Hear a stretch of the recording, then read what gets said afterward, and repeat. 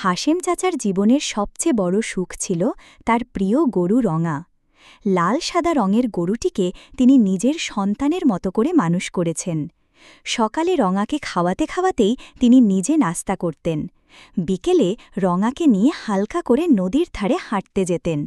রঙা যেন শুধু একটা গরু না, ছিল তার সাথী, তার নিঃসঙ্গ জীবনের একমাত্র আলো। কিন্তু সময় সবকিছুর ওপরেই ছায়া ফেলে। হাশেম চাচার ছেলের পড়াশোনার খরচ, বাড়ির ঋণ আর নিজের অসুস্থতার খরচ জোগাতে গিয়ে তাকে বড় সিদ্ধান্ত নিতে হল, রঙাকে বিক্রি করে দিতে হবে।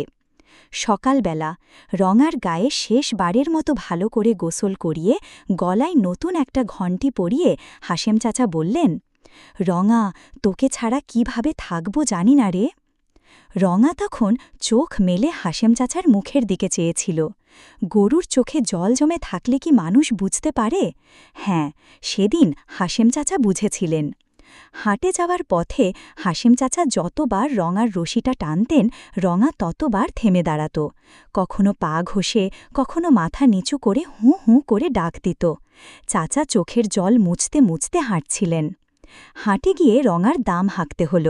অনেকেই গরু দেখে প্রশংসা করল, দামও বলল ভালো, কিন্তু হাশেম চাচা একবারও রঙার চোখের দিকে তাকাতে পারছিলেন না।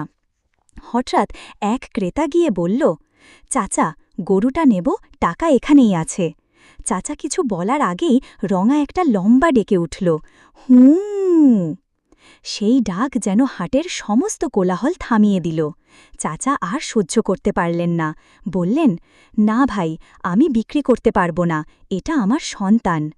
চারদিকে লোকজন অবাক, কেউ হেসে ফেলল, কেউ চোখ মুছল। হাশেম চাচা আবার রঙার রশিটা হাতে নিলেন আর বললেন, চল রে রঙা, তোরে আমি কোথাও বিক্রি করব না, তুই আমার ঘরের মানুষ। রঙা এবার চুপচাপ হাঁটছিল, কিন্তু তার চোখের কোণেও একটা জল রেখা দেখা যাচ্ছিল। শেষ। এই গল্পটা শুধু একটা গরুর নয়, এটা এক গভীর সম্পর্কের কথা, যেখানে ভালোবাসা টাকা পয়সার চেয়েও বড় হয়ে দাঁড়ায়।